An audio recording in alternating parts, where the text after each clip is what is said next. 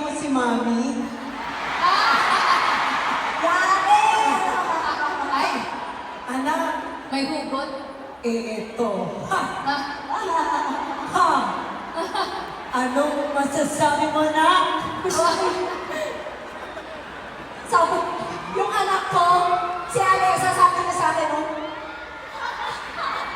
Kasi hindi ko sinabi sa kanya na may Bini. Sorry, anak. I love you, anak, pero... Ate Ron, kwento mo kasi sa Bini, bakit mo sinasabi nun kay Shiloh? Sabi ng Bini, ano po? Sabi, ano po? Ahaba ng Ang story. haba. Panoorin niyo po yung interview niyo. Ang sabi, to make a long story short, ang sabi ng anak ko, you will never be Bini, Mom.